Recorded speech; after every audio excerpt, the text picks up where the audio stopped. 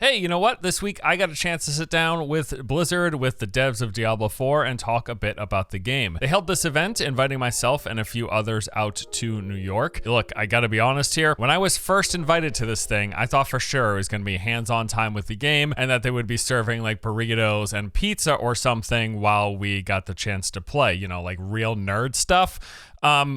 It was not that at all. In fact, this was some like big Diablo themed dinner and there was no playtime whatsoever. However, nonetheless, myself, Riker, Anna Cake Live, and Mr. Llama did get some time to chat with both Adam Fletcher and Rod Ferguson, during which we discussed quite a lot about Diablo 4, the past betas, the upcoming release, some of their post-launch plans, some basic design philosophy behind the game. During this, I learned a bunch of new things that even surprised me a bit, so let's just jump into it. Here's what I learned sitting down and talking with Blizzard about Diablo 4. We discussed class balancing quite a bit. Specifically, we were talking about the Necromancer, how in the open betas they felt super strong, both just their base kit, but also, of course, that corpse explosion legendary that was just like running around full speed, invulnerable, blowing up massive groups of things. It was really crazy. But then when the server slam came out, at least initially, the class felt quite a bit undertuned. Of this, Rod said, one of the challenges of people making decisions around the classes when they only have access to the first 20 levels is there's so much going on inside the tree. Like there's a node that gives you % health for your skeletal warriors and mages. There's a lot you can do to buff all of that stuff. Basically, he was saying, yes, skeletons may not be that great by default, but they will get much better as you progress down the talent tree. And then even more so, of course, once we unlock the Paragon boards and then any buffs we get via gear. As we've talked about before,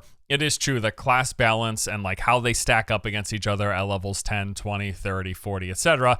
isn't really all that important in the grand scheme of things, since for most people, the amount of time spent at those levels will be relatively low compared to the amount of time spent at the end game, which is basically levels 50 plus. Now, even acknowledging that classes will feel incomplete when they are incomplete, as in they don't have the maxed out skill tree, the Paragon board, and a fully complete gear setup, I do still think it's important for the disparity to not feel too large between the classes in the process leading up to that, the time we'll be spending in endgame. But yes, of course, class balance is most vitally important for them to get right when everything comes online, when we eventually reach level 50, once we reach the endgame, we finish the campaign, and we're in World Tier 3.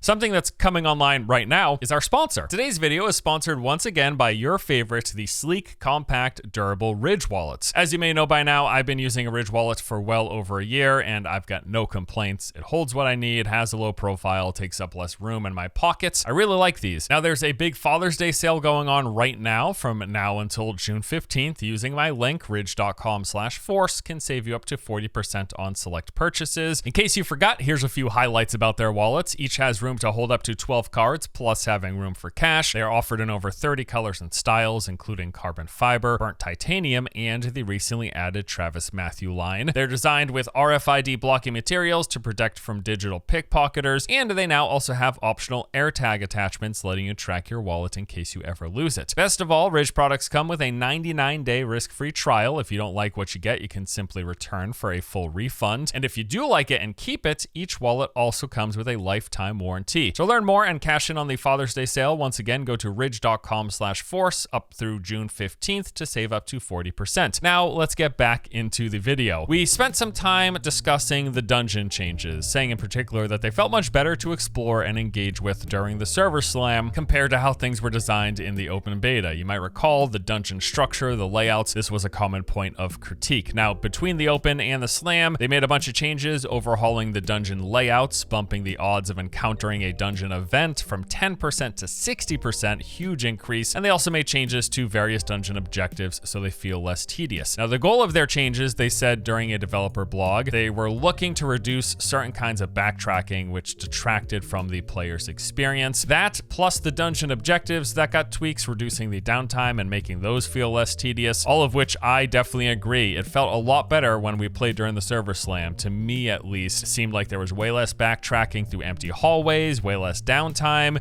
and just more of a natural feeling progression as you move through the dungeon from points A to B. Now, while we were talking about this, Rod chimed in specifically saying saying that they tried to focus on the ones that are going to become nightmare dungeons as well, and that's really good to know, as this gives us an idea of which dungeons to expect nightmare variations of during the first season. As you may have heard, it was previously revealed that there are going to be nightmare variants of 30 of the over 120 dungeons in the game. At one point, we were just talking about the game coming out, the release of the game, and discussing kind of what order we were thinking we were going to do the campaign in. Riker actually specifically mentioned that he was likely to just go basically wherever the game pushes him, where the game is nudging him to go towards, to which Rod responded saying that Act 1 quest is closer to you than the Act 3 quest. Unsurprising, right? So you kind of have to want to go out of order to make it happen. If you just want to go to whatever's closest, then you'll follow the story, and as such, you will stay in Act 1 Fractured Peaks. You probably know that they have discussed in the past having a much more open approach to the campaign in Diablo 4, having it kind of be like a branching path, a choose your own adventure, if you will. And as we've seen in the betas, once you finish the prologue, you do actually have the option of going to 2 other zones instead of just staying in Fractured Peaks. However, it seems to be that while that is an option, it'll likely make the most sense just to stay in Fractured Peaks rather than spending all of that time running all the way to one of those other zones. Since you're going to have to do all of the main story quest in all of the zones in your very first playthrough anyways, while you're starting out in Fractured Peaks, it's probably just going to make sense to stay there and get it done, because you have to come back sooner or later. Now that said, I can absolutely see certain players wanting to go straight to one of the other zones because, for example, maybe there's a dungeon aspect that's really good for your class early in the game, and getting that power boost while playing through the campaign may be worth that extra runtime of moving outside of Fractured Peaks. I think that's definitely going to be the case for some people who are trying to optimize. If you're not trying to optimize though, you're probably just going to be in Fractured Peaks, which is fine. And you may be wondering, well, what about like overcrowding and stuff? Well, they've got all the sharding and phasing. I don't know that's going to necessarily be less of a problem elsewhere. Let's say there are 10,000 people in the Fractured Peaks and only 5,000 people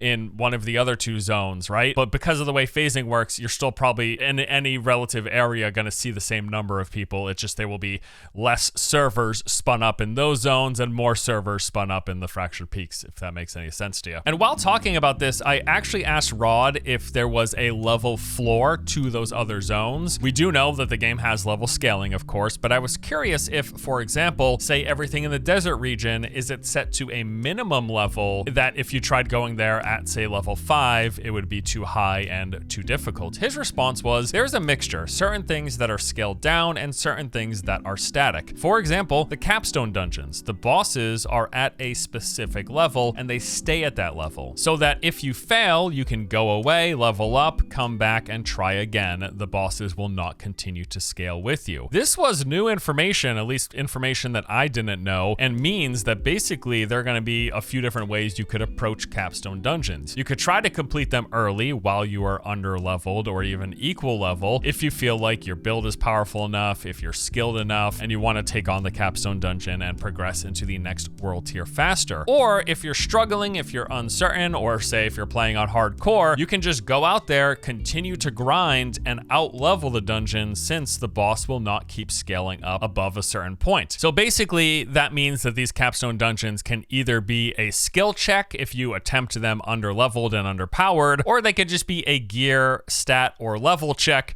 if you keep leveling, gearing up, and powering up. And I think this is probably a good way to approach it. It lets people who want to try to get it done early attempt to do so, and it lets people who want to make it not that difficult continue to power themselves up and then approach it when they feel they are ready. And Rod also talked a little bit about level scaling after that, going at some length about this ongoing debate around the mechanic, saying some people don't like scaling, but the problem when you don't have scaling is you end up with the traditional MMO problem, which is, oh, this forest area is where the level 1 rats are. Once I'm beyond that, I can never go in that forest again. With the open world that we have, we wanted it to be so that you could always go somewhere and have an adventure. He, of course, didn't literally mean you can never go back to the level 1 rat area in an MMO or any game that doesn't have level scaling, but more so that it probably wasn't worth going back to that area in these particular scenarios. But with the level scaling that they're having, they're trying to provide this incentive so that it's always worthwhile, no matter if you're going back to the prologue area or not. The mobs will still present a challenge, but maybe more importantly, they're still going to have a chance to drop loot that will make them worth your time. And he actually went on to say, so even when you played the server slam, you could go back to Nevesk, which is the prologue area, and still fight monsters that are your level. And you should, because honestly, when I think about my through line through the game, part of what I had to look at was what are the dungeons that have the right aspects for the Codex of Power. Of the 3 dungeons that are right around Nevesk, one of them was the class agnostic dungeon that gives you a bubble. And here he was referring to the aspect of the Protector, which came from the Lost Archives dungeon, and this is the one that grants you that damage absorbing barrier whenever you hit an elite. He continued saying, to me, the first thing I'm going to do is go down to that dungeon and get that aspect, so when I get a yellow, I can turn it into a legendary and have that bubble. And that's like part of the conversation. You're waiting on the right legendary drops, but you also have to think about what's the dungeon order I want to get right for the Codex of Power aspects to be able to make my build as I go along. And I think really his entire point here is that with how they're doing level scaling, these dungeons are still also going to stay relevant beyond the fact that they just drop an aspect that you want. The elites and the bosses that are inside will still present a challenge, and they're still going to have a chance to drop great gear for your level. Level scaling is always going to be a hot debate in these games. Personally, I have no issue with the system, and I think if it's implemented properly, it can really be worth it because yes, it does give you incentive to use up all of the entirety of the play space to go back to those old areas and not have parts of the world that are basically just dead content. But that really comes down to how exactly it is implemented and if it's done right. It has seemed like some of the biggest complaints with how level scaling works in Diablo 4 are A, the perception and reality maybe that leveling makes you weaker against the enemies that you're fighting up until you level up your gear. The fact that you levels the monster, and if your gear stays the same, you in turn feel weaker or are weaker, and B, that lower level characters at points seemed stronger than higher level characters because of how the calculations were done. Now, both of these concerns, as far as I'm aware, really just come down to tuning, and if Blizzard can adjust the percentages properly, how the calculations, how the damage is modified and calculated, then these concerns can be addressed, and it's really just on them to get it right, whether accurate or just perceived issues with the level scaling in the game. Next up, we talked a bit about the legendary aspects. Now, Rod mentioned that one of his favorite things in playing Diablo 4 is when you find a new legendary and it opens up new ways to play and to try new builds, and then being able to adjust your build based off of that, which this, of course, brings up the idea of respeccing. One of the biggest debated issues with the game is the cost of respeccing, if respeccing should be expensive and prohibitive, or if it should be basically free and somewhere in between. Later, speaking with Rod, I actually asked him exactly about that. And I referenced the fact that Blizzard mentioned quite recently as the last developer livestream that they would be doing balancing throughout each season to prevent one spec or class from becoming so powerful it is the default. Here's a scenario, right? We're in the middle of a season. During the season, I've been spending all my skill points, investing in my Paragon board, and finding and leveling up gear and doing all this stuff for a specific build. Let's say it's a firewall build on my sorceress, right? I've been doing this. We're halfway through the season. Blizzard's like, that's a bit too strong. We are gonna nerf Firewall. So I asked him if such a thing happens where one of my build mid-seasons gets nerfed into the ground, would Blizzard be willing to offer free respecs at the point? And Rod's response was possibly. It's one of those never say never things, and we'll be having those conversations, I'm sure, at some point. I should add though, he more or less went on to say that it's not going to be nearly as bad as people are perceiving it to be. The respec costing isn't going to be nearly as bad as a lot of the conversation around it seems to be implying. He said that once you reach a high enough level, the amount of gold that you're gathering on a regular basis will allow you to afford respecing fairly frequently. Maybe it's not the case that you're going to be respecing several times a day. That might drain your account, but every so often, if you come across a new legendary or unique, or you just want to try a different build, you should be able to afford it. It's not going to completely drain the bank. A couple of other interesting things here that we talked about. We were discussing the Ashava fight. Rod was saying that during the fight he was playing as a druid and he was using this Wolves and Vines build, and he just wasn't sure how well he was doing. Now, I also brought up having played a Sorceress Firewall build and thinking the same thing, like, how am I doing? Is my damage any good? How does it stack up to the other builds and the other players in my instance? And at that point, I asked him, were they considering like end of event ranking screens? Like, say for post a boss fight, could I see how my overall damage compared to everyone else that was also fighting the boss? He said that mail has been sent. You know how like in Marvel Ultimate Alliance, you can go in with 4 players, do a mission, and at the end it says the best Avenger is Captain America. That's what I want. I just want to know if the build's working or not. Playing the Druid, because I was relying on Wolves and the Creeper, I couldn't really tell if I was helping or not. So it definitely seems like this sort of thing is on their mind. Specifically, it's something that Rod would like to have in the game. Later on, he mentioned, I think as we get further in, you know, we talked about leaderboards, we talked about post-action briefings, we talked about things like target dummies. I think it's once we get sort of further along where we feel better about balance and stuff that will come naturally. I love this idea. I mean, I brought it up. I asked him about it because I would love something like that. I know that there can be some issues with the game design side of things where some developers don't want to put up like end of action briefings, you know, you finish a boss and show where you stacked up because they don't want to make people at the bottom feel bad. I don't know that side of things, but I do know that as a player, having the feedback to how well you're doing, being able to see basically if the build that you've come up with for people who are making their own builds, being able to test it out to see really how effective it is and how it stacks up to other people. That's personally something that I would love to see. Speaking of leaderboards, we asked about them because as you probably heard not too long ago, they've said that they are going to do leaderboards, but they won't be in season 1 and may very likely not be in season 2. We asked why this was the case, and Rod said, it's the implementation of them. One of the things is we don't want to rush them because we know a lot of people care about leaderboards. Where do I stand? What's the best build? We just need to put a lot more effort into the design of them. I would say if I were a betting person, probably season 3. So it looks like by Rod's estimates, they're going to need like at least another 6 to 7 months to get leaderboards exactly where they want them in a spot that they're happy with before adding them into the game. To this, I asked if it was going to be taking that amount of time because of the design side of things or if it was a technical issue, to which he said, it's a little bit of both. To have a robust leaderboard, there's a whole database architecture behind it. Plus, you have to be able to deal with like, how do you deal with people who are cheating and how that affects leaderboards. We just want to make sure we get it right. So we want them. It's just, we're not going to have them until later. So it's good to know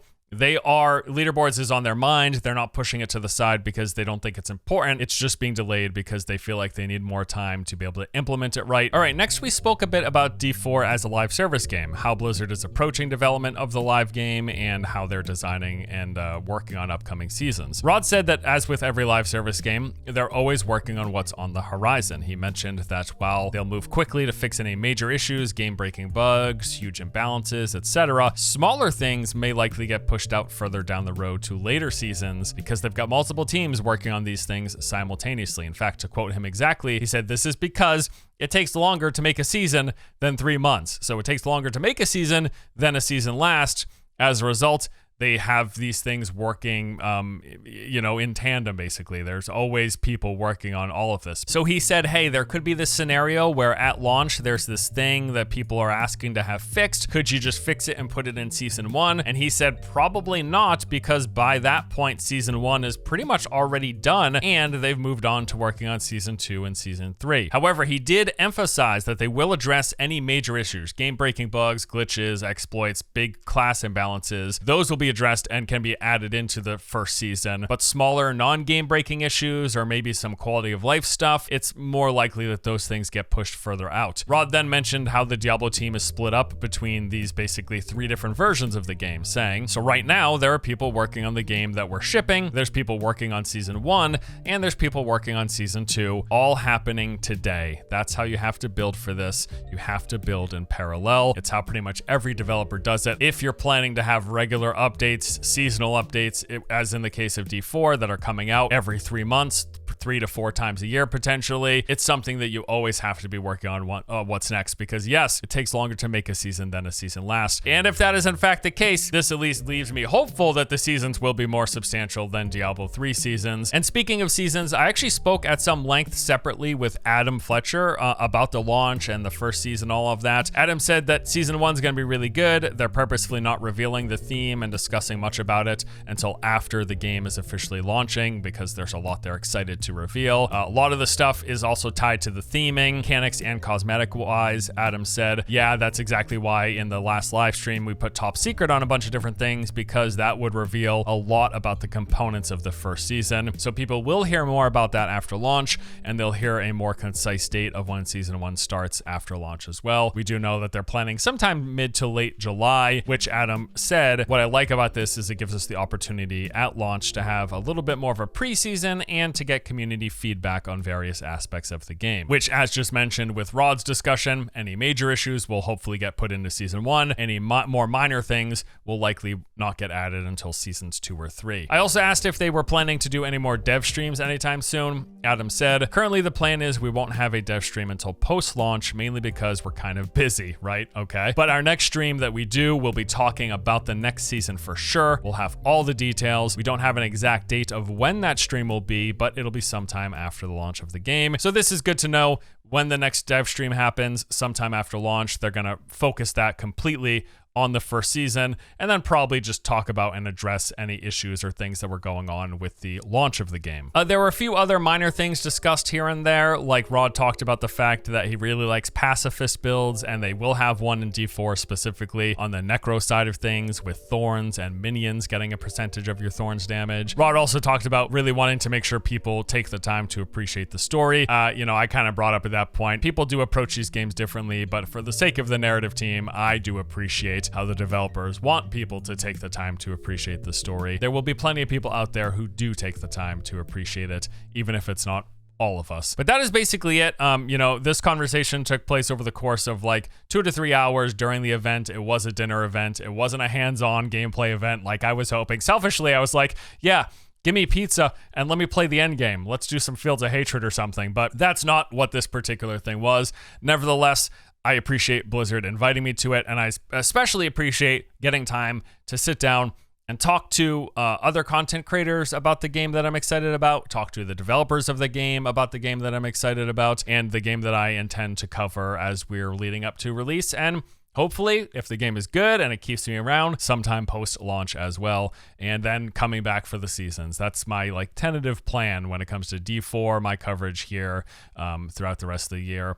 And then also just covering other stuff that I'm interested in. That's just what we've been doing on this channel for like 13 years now. Just cover what I like, talk about it with you. If you like what I'm talking about, maybe you watch the video. All right, guys, that's going to do it for me today. Thank you so much for watching. Hope you enjoyed this video, and I'll see you in the next one. Take it easy.